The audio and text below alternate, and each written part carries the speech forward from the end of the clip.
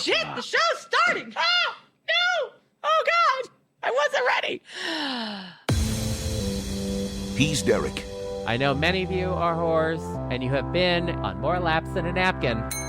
She's Romaine. Oh, here's my titty touching another chicken titty. Whoop, whoop. This is Derek and Romaine. 2.0, bitches. Titty. Here's my titty. Oh, hi, Derek. Hello, Romaine. Oh, my titties are feeling nice today, getting all that love and attention. Boop, boop, boop. Attention. A swarm of killer boobs is headed this way. Sure. Actually, what's heading our way is an amazing guest coming up here in just a few minutes. We're going to be BFF. We're going to be talking to David Lautertein from Nasty Pig. He's one of the founders over there, and you know I love him. I think he's such a sweet guy. I think he might be your best friend. He might be. Him and I are a lot alike. Yes. We care about a lot of the same things. We definitely are good friends. And I look forward to becoming even better friends with him because I love him. I love what he's about. I love what he tries to put into the world and the example he tries to show. So, yeah, I love him. He's a great, great guy. But also, Nasty Pig has really fun clothing. I don't know if you've ever spent any time looking at their clothing. I have. But they have some great stuff. Not just jock straps and underwear and sexy things, but they actually have some other, like, really great clothing. One of my favorite shirts is a Nasty Pig shirt, actually. Romaine is constantly wearing their shirts, hats, and harnesses. Oh, you don't know what I wear and don't wear, sir. Possibly. I think David would be so ecstatic if you ran around in a harness and no bra. He probably would love that.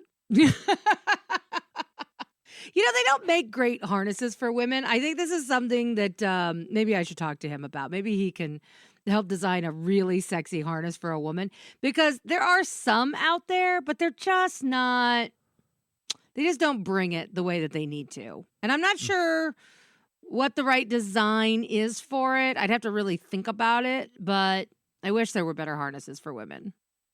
Because I find harnesses very sexy on a man or a woman. Frankly, I think that could be very fun sexual attire. Yeah. Personally. Maybe I should do a Dildo Whisperer episode on the power of the harness and not the strap-on kind. Mm-hmm. That might not be a bad idea. Mm-hmm. I'm always looking for new topic ideas, so I'm like, oh, what should I? I put it on a Post-it and put it in my idea list. Your sea of Post-its. So I think you might be personally keeping 3M in business at this point. I am. I actually have an entire stack of Post-its that are just Dildo Whisperer episode ideas. When an idea strikes me, I put it on a Post-it note, I stick it in a pile, and then when I'm really struggling to come up with an episode, I go through the pile and I'm like, this one looks good. Let's do this one. Yeah, I do that all the time. The struggle is real. It is real. Listen, when you have to do an episode a week on a sex topic, after a while, it's amazing how quickly you start running out of original ideas. You would think I would never run out of ideas, but sometimes I do. Well, here's an idea for you. Okay. The baseball season is over. Yeah. Can you believe that World Series? Oh, I can. Just kidding. We don't we're know. taping this before the World Series. Pre-recorded. Yeah. I don't even know. I don't even know who anyway. won. I'm sure whoever won was very worthy of winning. They all look great out there. Yeah. Everybody gave it their best. Oh, yeah. And did you see that hit that one time? Woo. Oh, really powerful. Honey. Mm-hmm. Yeah. Any hoot. You could bring this up, I guess, Dildo Whisperer.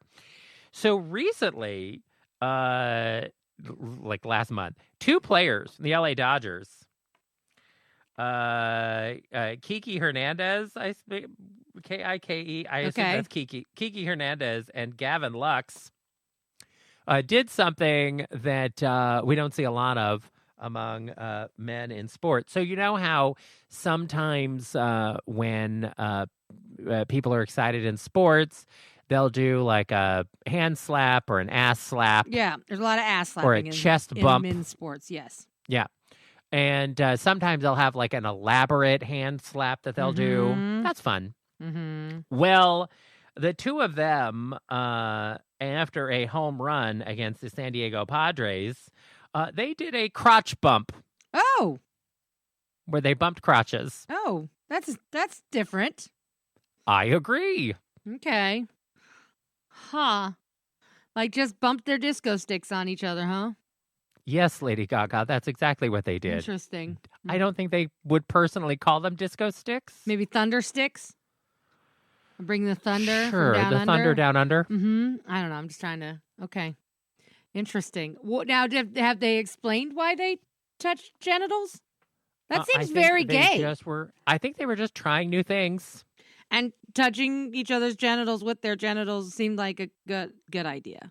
Huh. Well, there Why is that a already is bad a lot idea? of, in baseball and football, there's already a lot of butt slapping and ass grabbing. Yeah.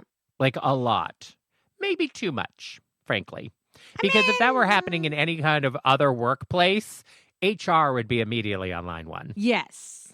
Yeah, It's why like, are they allowed to get rid of get away great- with all that? Yeah, great meeting in the conference room. Let's slap everybody on the ass. But also, all these athletes, a lot of them tend to be seriously homophobic. So why are they going around smacking each other's asses? I have said this over and over again. It's the homophobes who are the most touchy-grabby with each other. And I think it's because they don't like that gay people are cutting in on their action. You know, the most homophobic countries are the ones where straight men hold hands. Like Italy, Saudi Arabia. These are not great places to be gay. And yet the straight men are holding hands and hugging and kissing on the lips, all those things. And I think it's because that's what gays do, but they don't want people thinking they're gay. So they hate the gays because the gays are cutting in on the kind of male-on-male intimacy that they want to have in a no-homo way. Interesting. But maybe these baseball players are loosening the shackles of this kind of homophobia, and they are getting back to what would be normal heterosexual male touchy behavior and letting it be okay. Well, first, I don't think that any kind of touchy behavior between two men, straight or gay, is inappropriate. Like if straight guys want to hold hands or kiss each other on the lips, hello or goodbye, that doesn't bother me at all. Right, as long as it is consensual. Yeah. As long as it's consent. Yeah, I don't want anyone like grabbing someone's ass or crotch that isn't consensual or anything like that. Yeah, definitely has to be consensual. But I don't think an expression of intimacy between two men is a bad thing the way that some people do. So like even these guys bumping their crotches together. I mean, who cares? I don't mind when the guys smack each other on the ass in football or basketball or any of that crap.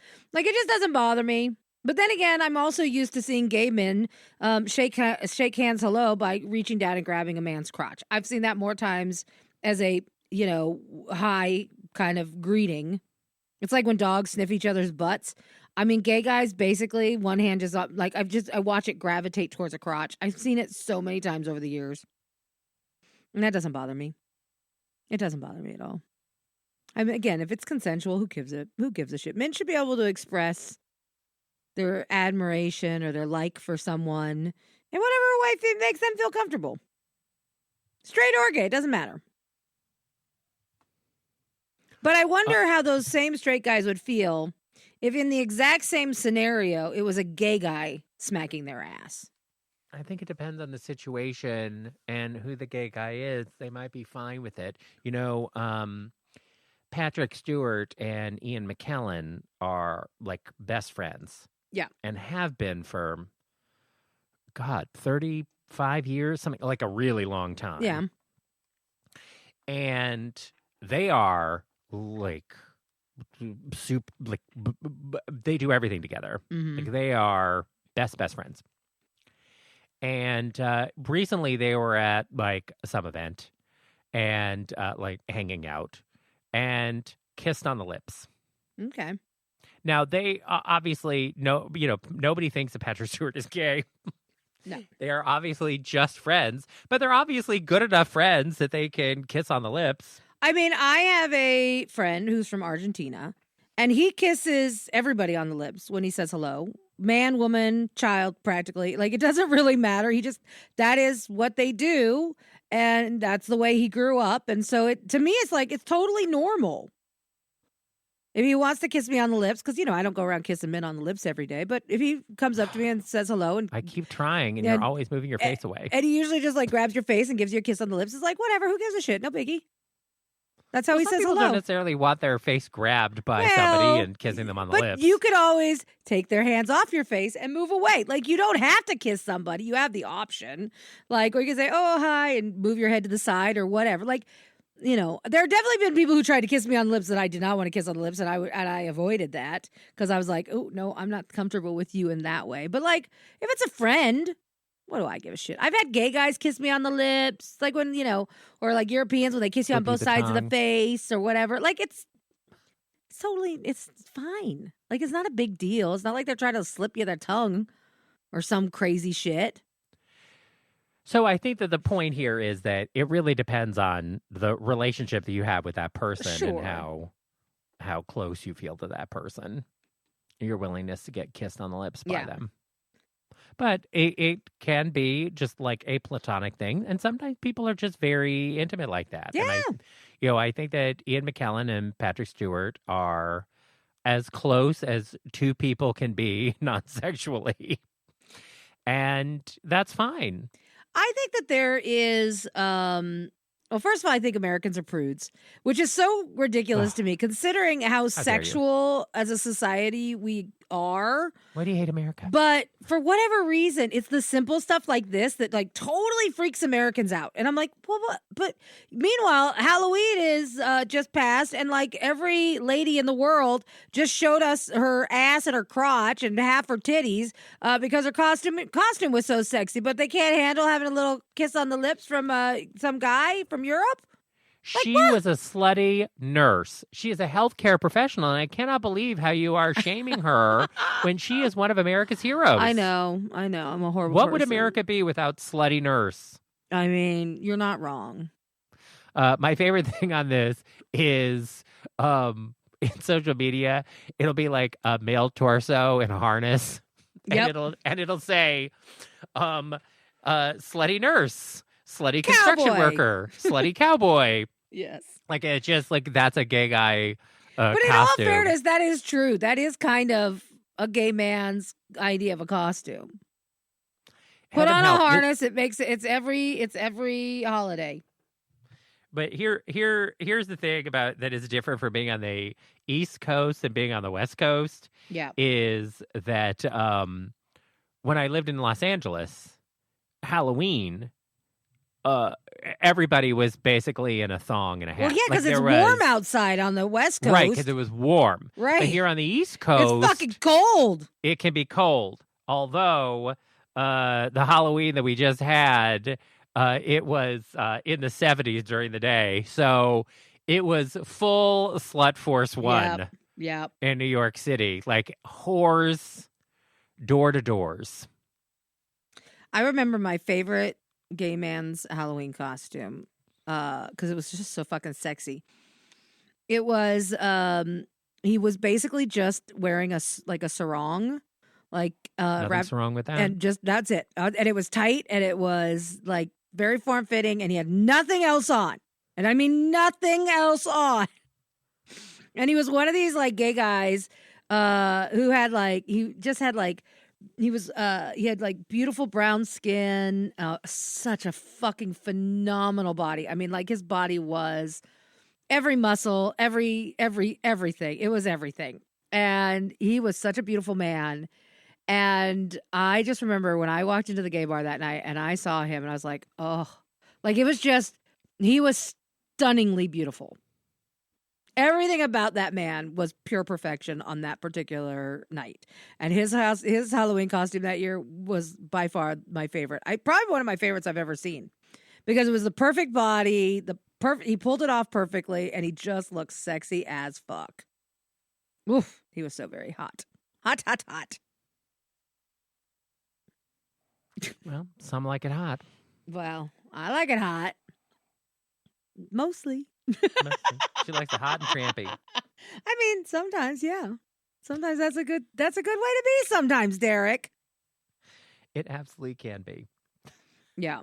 It definitely can be.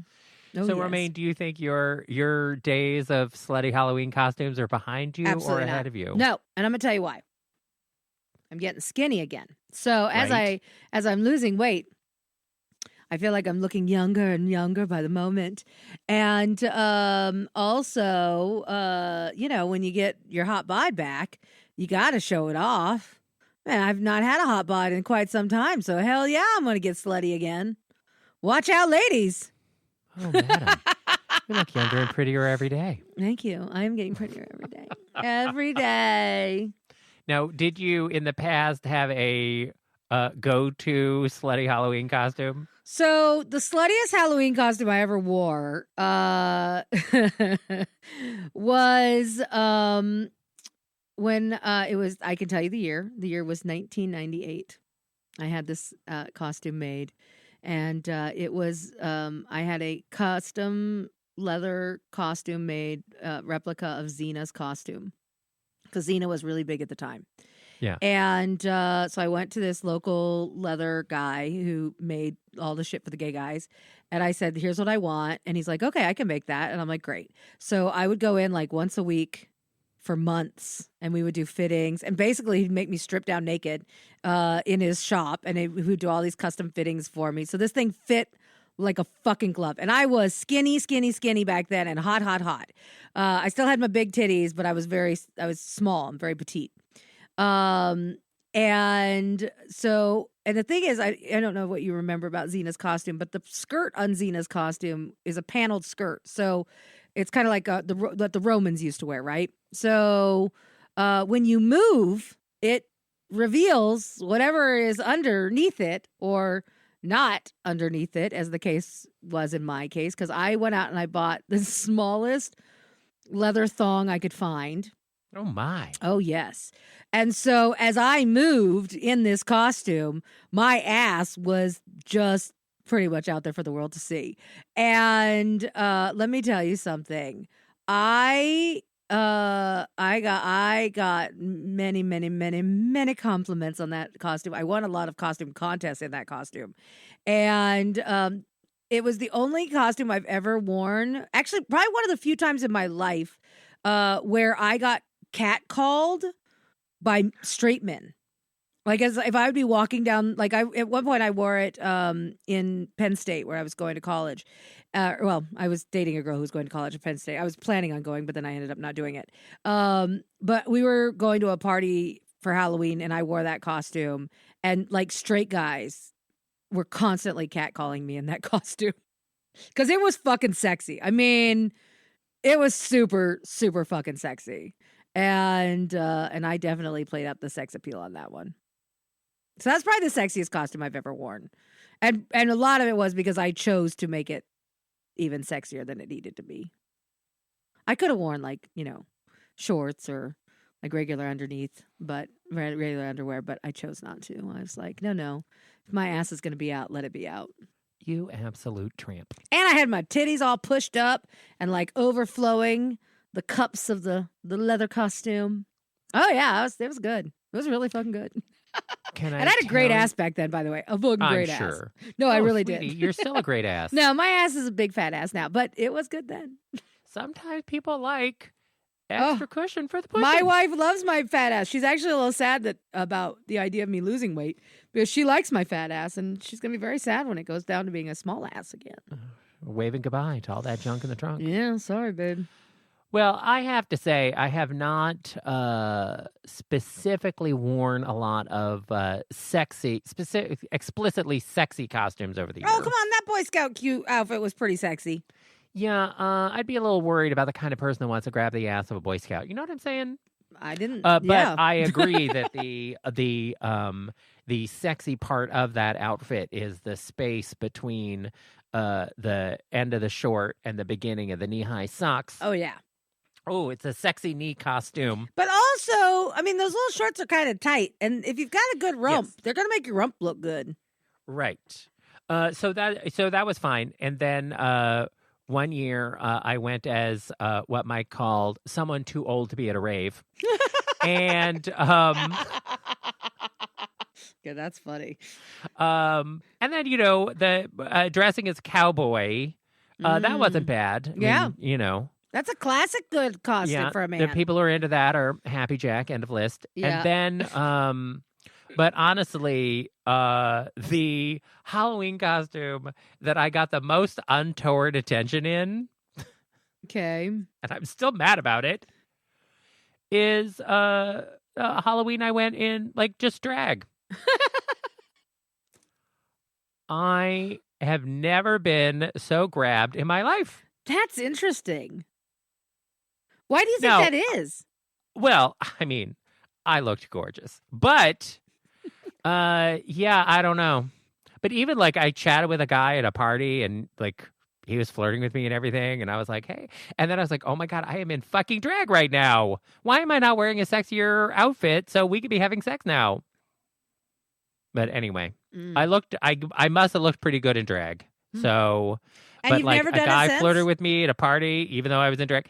And then later, straight guys, like who were hanging out with the gays, like it was Halloween in West Hollywood. So, there were straights around and everything. And the straights were all over me. I'm like, get your hands off me. But I guess it was like a safe thing because, they couldn't grab a woman in that way. But a gay guy wouldn't mind if a straight guy was feeling him up. Right. I guess. I mean, he didn't give me his number or anything, but. Interesting. Anyway, so I don't know how I feel about that. I mean, that's fair. That the most untoward attention I got was in drag. Oh, well. I feel like I would be remiss, since we're going to talk to David Lautertein from Nasty Pig. I feel like I would be remiss if I did not at least have one story about bears. Okay. Although this isn't really necessarily an on-brand bear story. We go on to David. But in North Carolina recently, the CDC traced a parasite outbreak that 10 people got to undercooked bear meat. To bear meat? Who the fuck is eating bear meat? Honey, I don't know. I can't imagine bear meat tastes good. I can't either. And let me tell you why. Because bears are kind of like trash pandas, but they eat like roadkill. They eat a lot of gross shit. Like if it's bear hunting season, the way you bait for bears is you basically get a giant barrel and you put a bunch of like meat and things that are going to get really, really gross and stinky. And you put it in there and then you seal it up and you shoot it full of holes so that the smell can emanate from the barrel. And then the bears will come and try to find the barrel, and whatever that smelly, stinky, rotting crap is, that's what they want to eat. So that is disgusting because bears eat really gross shit. Now, granted, sometimes they eat fruits and berries and things like they basically will eat anything. They're just a fucking vacuum cleaner of anything they can put in their mouth because they have to eat a lot because they got to get a lot of calories for when they hibernate. So I would not want to eat. Says the person who also has eaten a lot of shrimp in their life and they're bottom feeders. So maybe I'm just an asshole. Maybe I'm talking out of both sides of my ass. But so what are you saying, that we should put cocktail sauce on bear meat and then maybe it'll be better then? Yeah. Maybe. But I don't think I'd ever eat bear meat. I can't imagine it tastes good. Plus, yeah. Oh, no, I don't think bear meat would taste good at all. Ugh. No, I don't want to eat a bear. I guess that's the moral of this story. I don't want to eat bear. I've eaten a lot of weird wildlife. Birds, I've eaten a lot of different kinds of birds and a lot of different kinds of, elk and deer and things like that. I've grown up eating weird shit. Buffalo, but I don't want to eat a bear. Well, okay. So, like, a bird is a bird. Most birds are eating the same thing. Mostly. I mean, some of them eat just slightly different things. Sure. Some eat more bugs than seeds or whatever else. But a lot of bird is going to be bird. Turkey is obviously gamier than chicken. Yeah. But probably because of the way that we have bred chicken to be as flavorless as humanly possible. It's like when you go to Europe, the chicken there is a lot more gamey and flavorful than chicken in the U.S.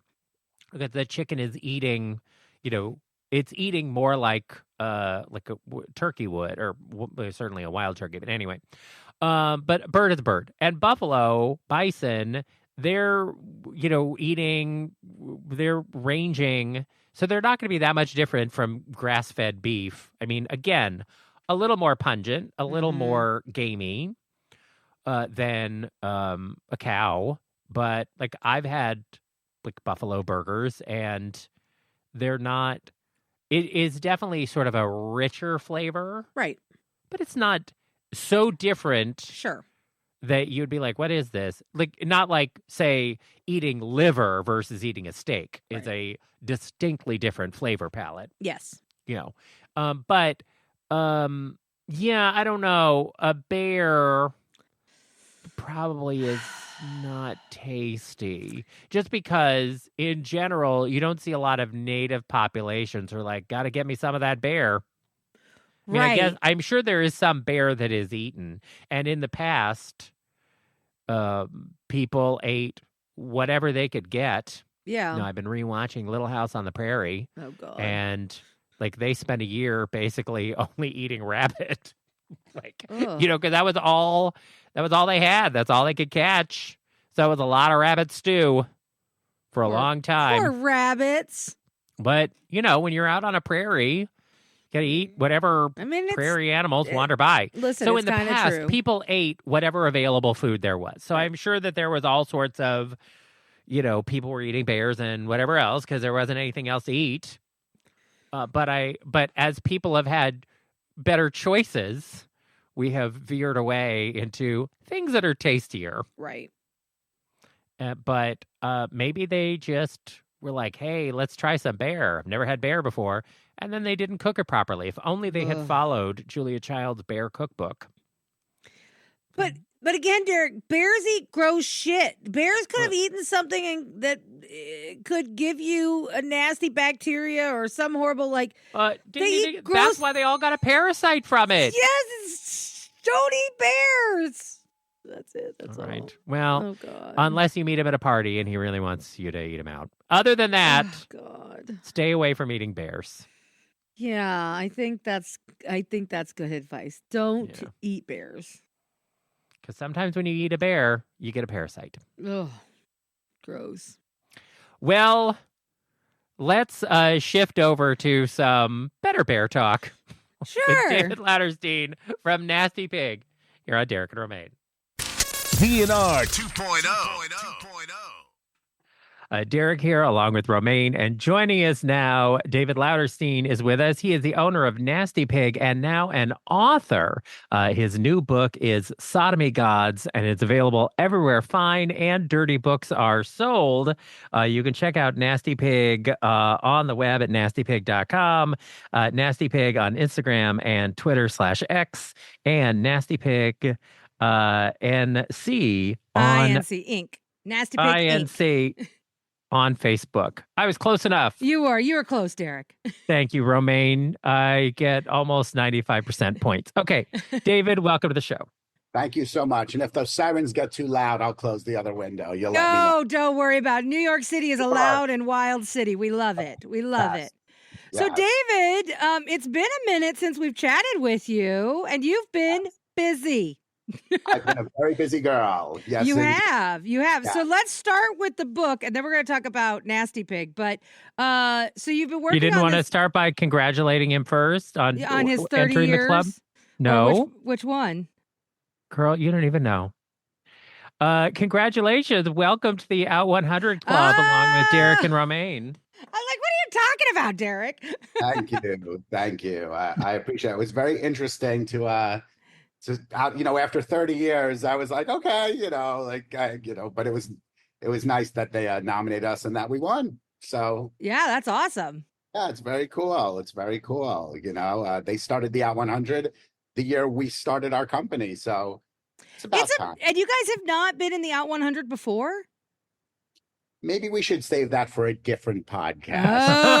Oh. Look, like, Romaine, that seems crazy to me.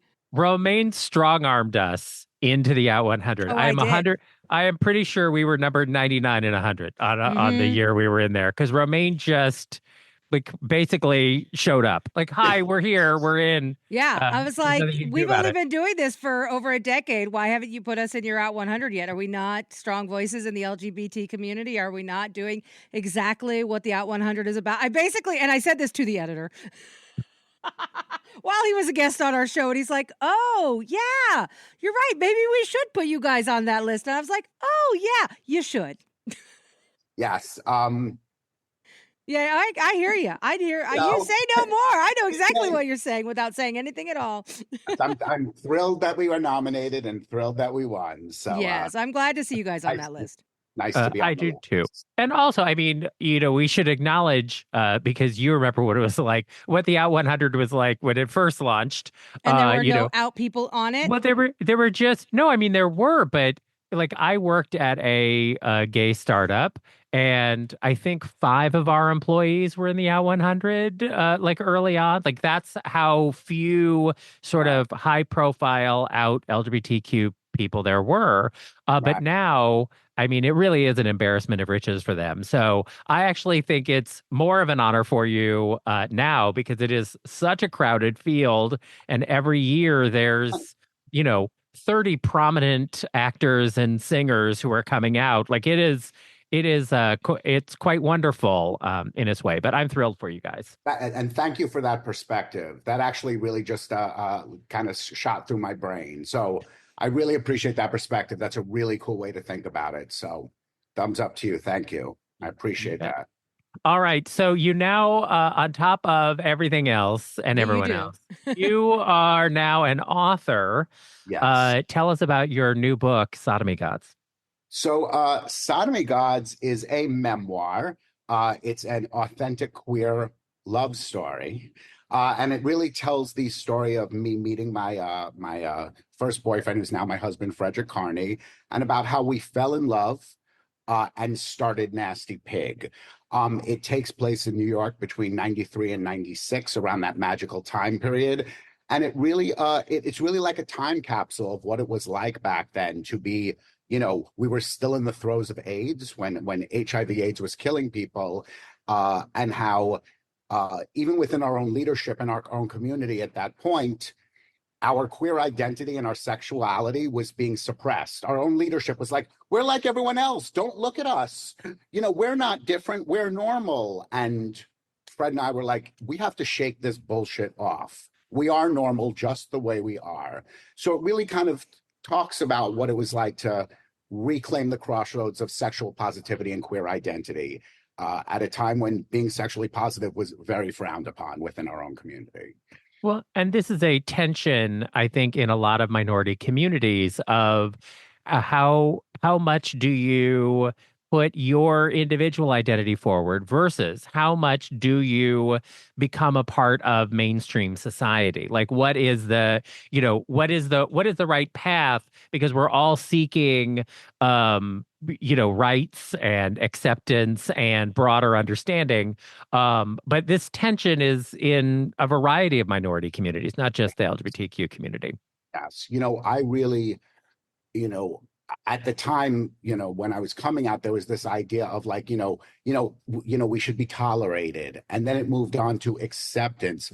Personally, I feel that we are necessary to the fabric of society. There is a reason we keep being born. Clearly, I've been with my man 31 years. If he couldn't put a child in me, God knows it ain't happening. So like, we must have purpose, we must have biological purpose. So that's really where I'm at, is I would rather live a truthful life and live honestly and openly and be myself, because I don't do anything wrong, and own that identity. There's room for everyone. If you want to be married, queer, and have kids, God bless you. If you want to be anywhere from conservative, traditional, all the way to radical, there's room for all of us. But to self-censor our identities in the hope of acceptance, let me tell you something. You can be behind your white picket fence with your husband and your 2 kids, and your neighbors will be fine with it. But ultimately, if they happen to catch you through the window sucking off your husband's dick, they're going to hate you for who you are, even though they were loving you for who you pretended to be. Do you know what I'm saying? When push Yeah. comes to that hatred will exist, whether no matter where you are is on the identity. At some point, it's going to come grab you. So, you know, I feel like it's people should be comfortable with the fact that we're gay because we of what we do in the bedroom. It's not what defines us, but it's certainly a part of who we are. And if we try and banish that, it's always going to be there. Right. Right. It's And also, I mean, you just have to remove the shame for yourself around Absolutely. what you want. But there is a lot of, it's funny in our American identity, we reward people for being successful and ambitious, but we also, punish segments of our society if they say out loud what it is that they really want. Like in some ways, it's like, oh, it's so tacky to say out loud, I want to make a lot of money, or I only want a hot boyfriend, or whatever the thing is. But sort of being sex positive is really about declaring openly what it is that you want, and your sexuality, even for vanilla heterosexual people, your sexuality is a cornerstone of your existence. For me, it's an authentic.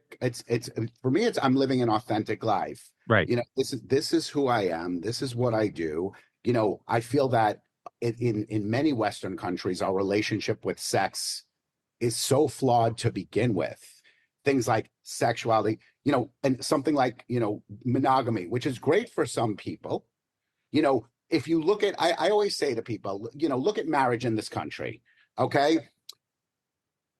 1 out of 2 marriages end in divorce. And a lot of them are confined by this idea of monogamy. If I told you I was going to give you a trip to Australia, all expenses paid, first class airfare, but there was a 1 in 2 chance that the plane would go down and go up in flames, would you get on that plane? Probably not. So I pose to that structure that everyone tries to achieve.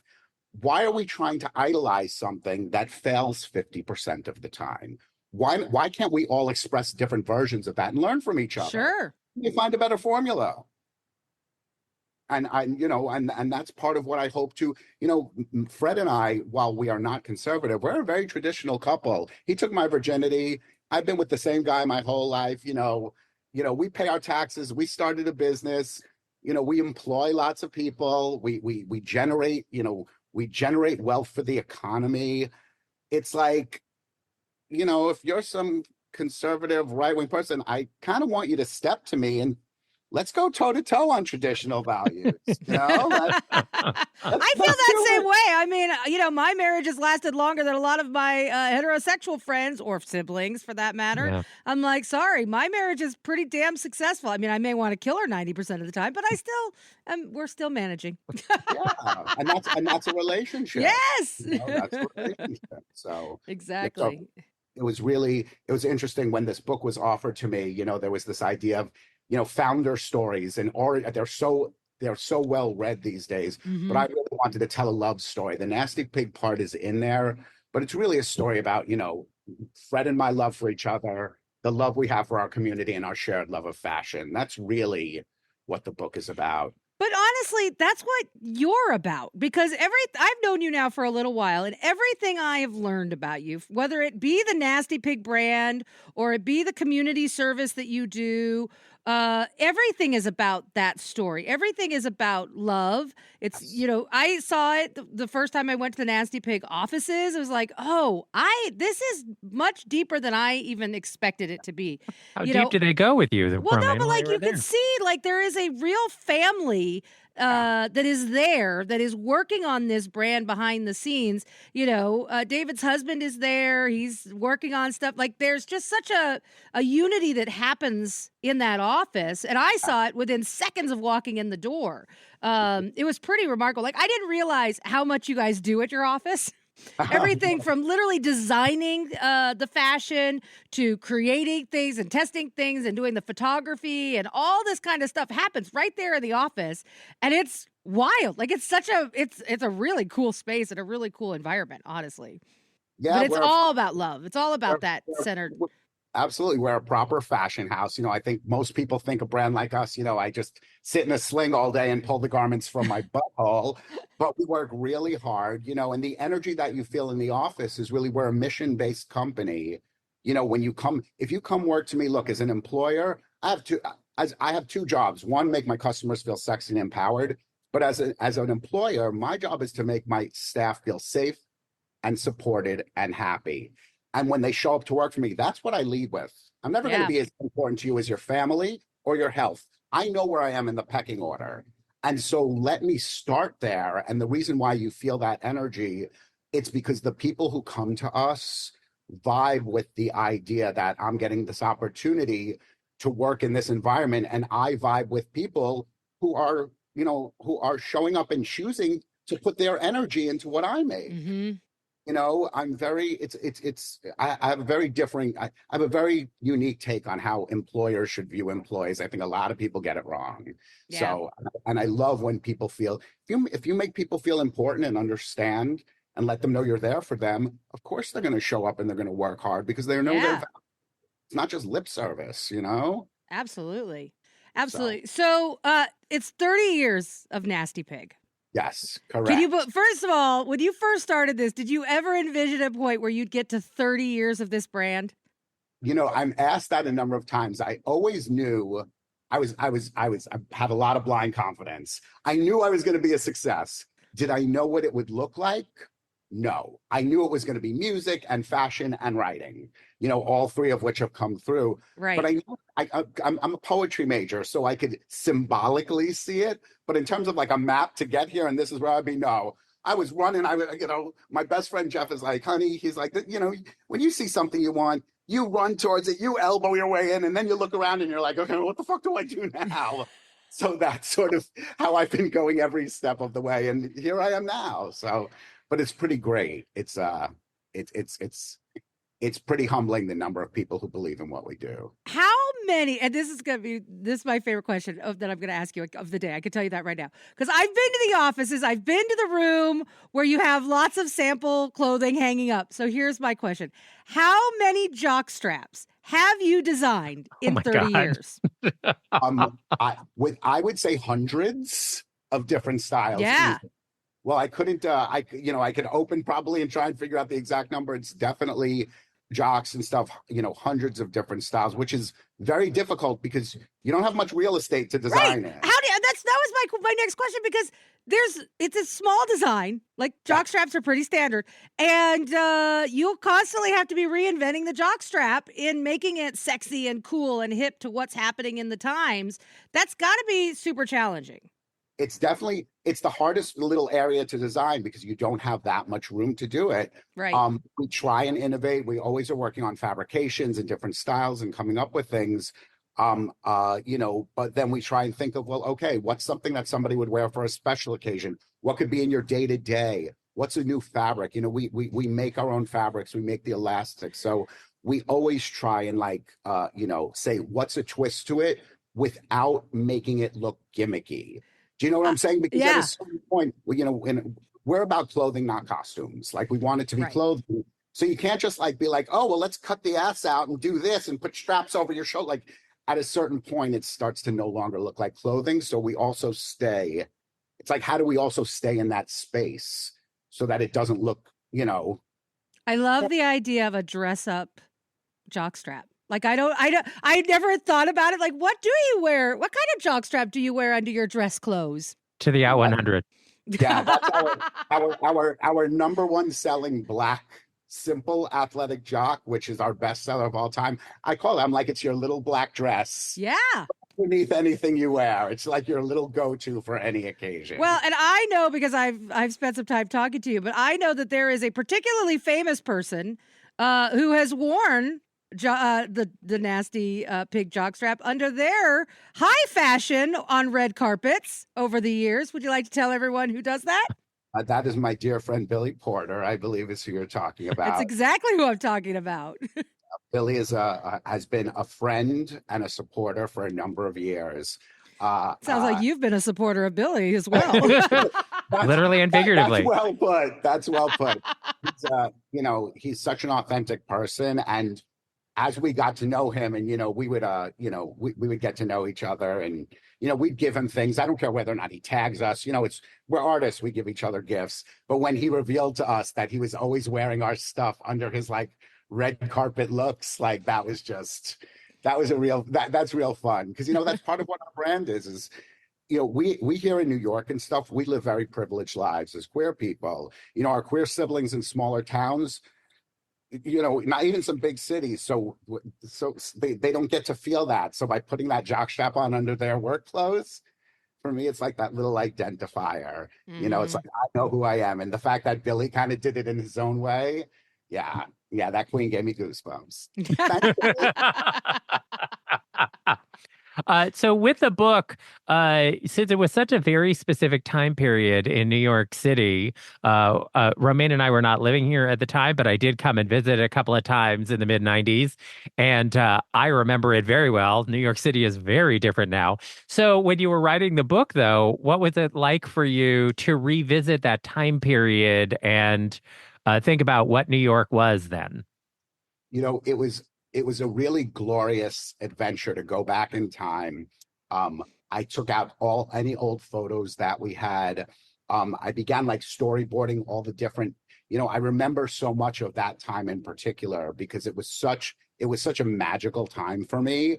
In the beginning, there were all these things that were happening. So it was really easy to recall those, but the act of writing them and being present for them and really getting into my head, it was while it was writing a book is grueling, it was also super fun to relive those moments and to go back in time. It was in, New York in the night. Look, New York is always changing. She's always if you're a real New Yorker, you don't say, oh, those were the good old days. As Karl Lagerfeld said, good old days, they weren't that good. They're just old. It's always changing. That period of time had its own magic. It was a really important time in queer history.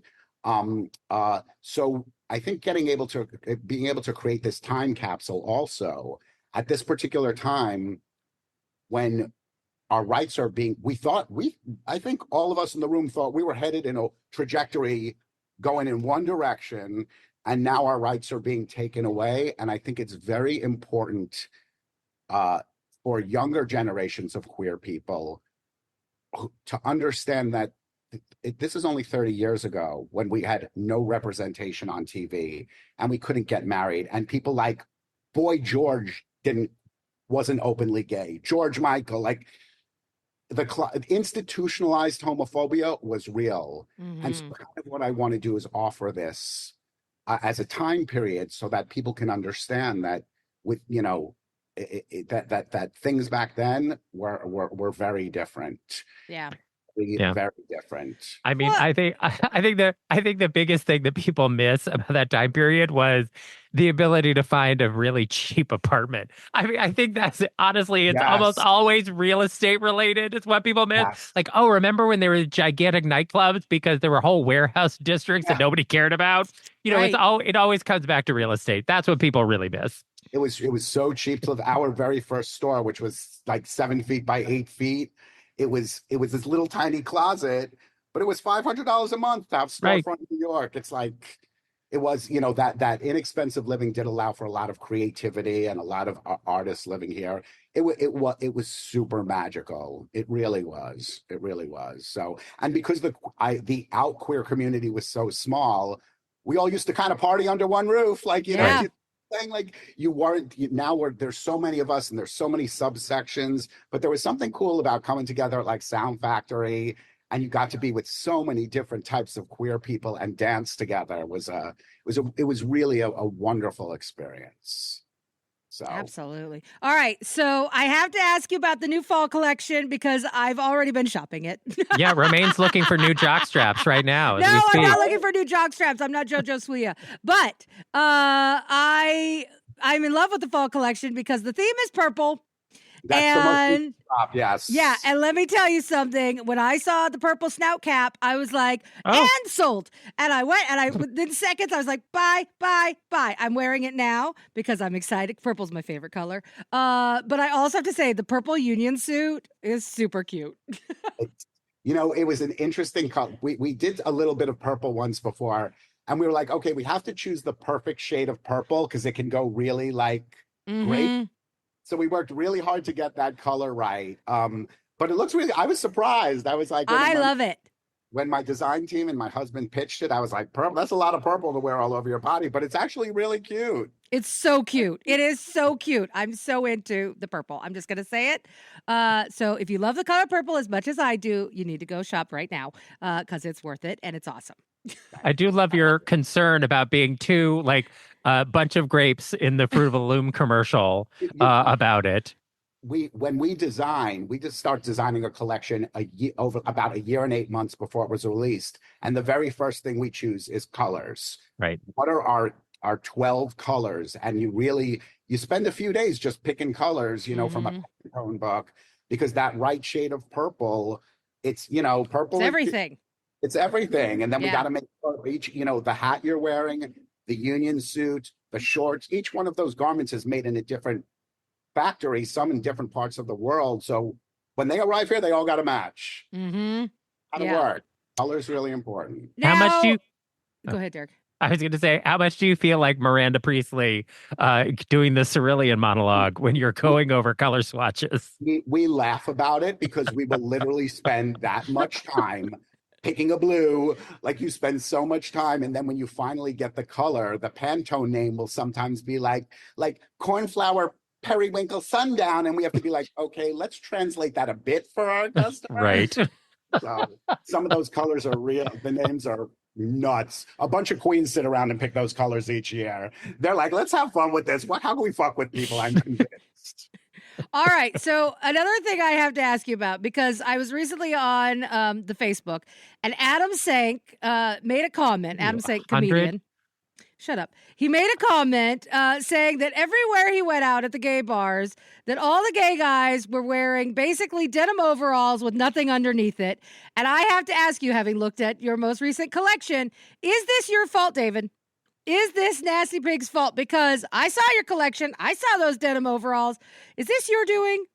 It's perhaps, I don't know. I don't know if it was intended. I mean, overalls are such a classic kind of thing. Yeah. But we definitely push an overall. We're real into an overall. We do an overall short. We do a long overall. I actually pulled one out for my Halloween look for this weekend on Fire Island. So nice. A good overall. Yes. Perhaps we had a little bit to do with it.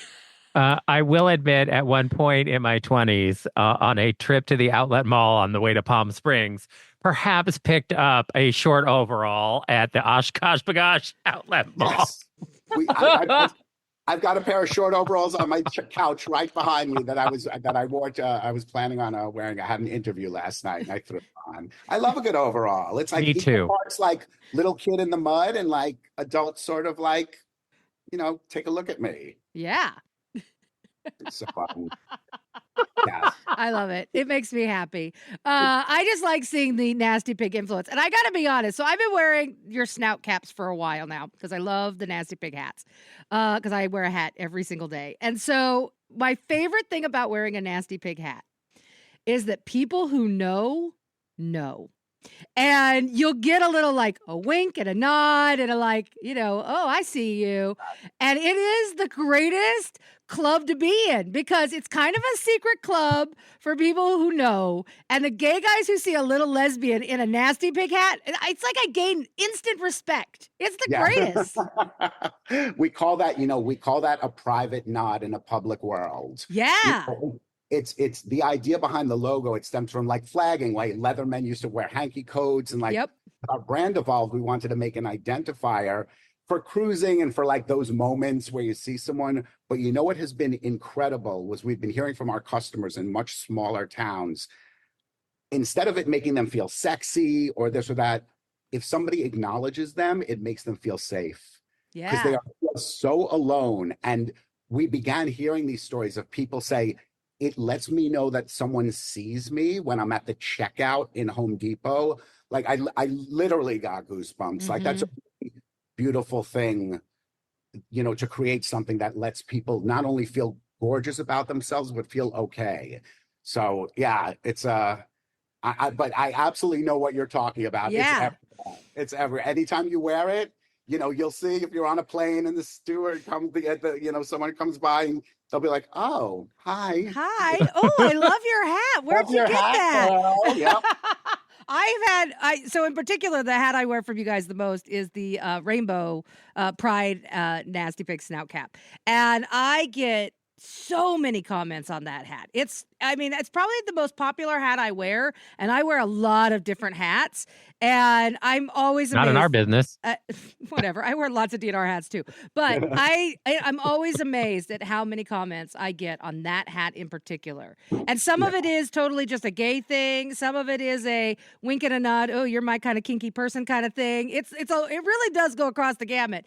But I love it because it does give you like this kind of inclusive feeling that it's like, oh yeah, we see each other, we can give each other acknowledgement, and no one else around us has to know what we're acknowledging, but we know.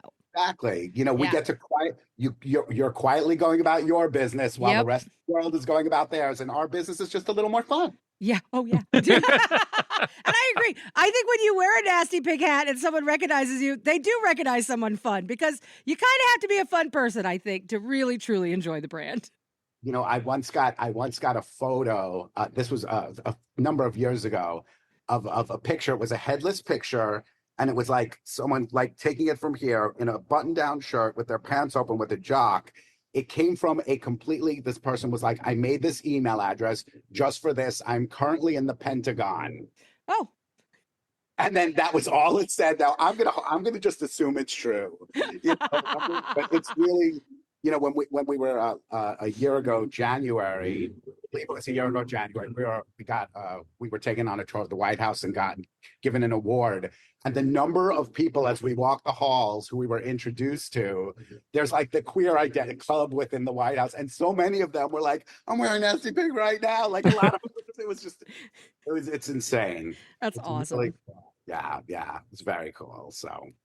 Well, you're one of the coolest people I know. I'm just going to say that. And I absolutely love you. I love the brand. I'm so thrilled that you guys are celebrating 30 years. I mean, I think that's such a milestone. It's really incredible. And before you wrap, I have one question. Oh, okay. Sorry. It's about your social media. Oh, okay. In particular, like the short videos that you do for like Instagram. So talk to us a little bit about the process of putting that together. Do you have random people contacting you, volunteering to dance around in your offices? How exactly does all that come together? So dance around you mean the location shoots, the videos that we do, the reels that we have? So basically we make those we go on content shoots where we take photos and we make those reels. Some we call the editorial reels, which are the scripted, more polished ones. And then we have other of us on iPhones who are just like, capturing those moments. The people who reach out to us are people within the community who want to model for us, or people who we spot.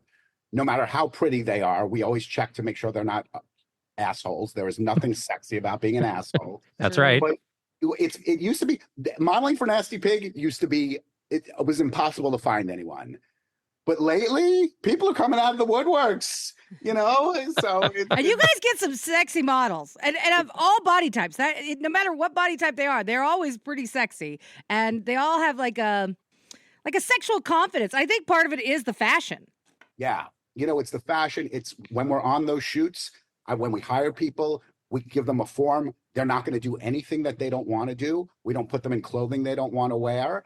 And I always say before a shoot, I'm like, look, there's Nasty Pig, the brand, and there's Nasty Pig, the business. So you are doing something to represent the brand, but please know we're a buttoned up business. Anything that might make you feel uncomfortable, say no. Like I never want, that's the opposite of what we are. When you give people a lot of permission and a lot of autonomy, it immediately gets them to a place of being relaxed. And that's where the magic starts. And that's where those fun videos happen. And like people just, it's like there's 8 of us out on a shoot driving around truck stops in Jersey, and it gets real fun. It gets real fun. But your brand is ultimately about feeling good about yourself, feeling confident, feeling sexy. So obviously, if somebody is modeling, that you want them to feel good about what they're wearing, because that will be reflected in what people see. and not just what they're wearing, what they wear, what are, if they have lines that they don't want to cross, we want them to know in advance, we don't want you to cross those. Then that person's going to have a bad experience. I'm going to have a bad experience knowing that person felt pressured to do something. It ruins the energy. Sexy, we always say we're about feeling sexy and empowered. If you're not feeling empowered in a situation, you're never going to feel sexy. You're going to feel right. And that's not what we're about. So excellent. All right, now you can wrap, Romaine. I got my question listen, answered. I've already said congratulations on 30 years. Let me just also say amazing about the book. I hope everyone rushes out, gets a copy of Sodomy Gods, and reads it, and continues to support not only you, David, but the whole entire Nasty Pig brand, because it's amazing. And what you've done with the brand and the things you've done for our community really speak volumes about who you are as a person. And I think that person is pretty damn awesome. Well, thank you so much. I'm a product of my husband. He is my guiding light, so I will give him the credit. Strongest compass of anyone I've ever met. So, love you, Daddy. All right. Our thanks to David Lautertein for being with us. Be sure to check out his new book, Sodomy Gods, everywhere fine and dirty books are sold. And of course, Nasty Pig at nastypig.com, and follow them in social media. It is Nasty Pig on Instagram, Twitter, X, and on Facebook, Nasty Pig INC. You're listening to Derek and Romaine. Well, there you have it. The end of another perfect episode of Derek and Romaine. And if you want more great fun, go to dnrstudios.com and subscribe to get our show every day. And don't forget, for DNR Plus subscribers, you can use the DNR Cast app for iPhone, available now in the App Store.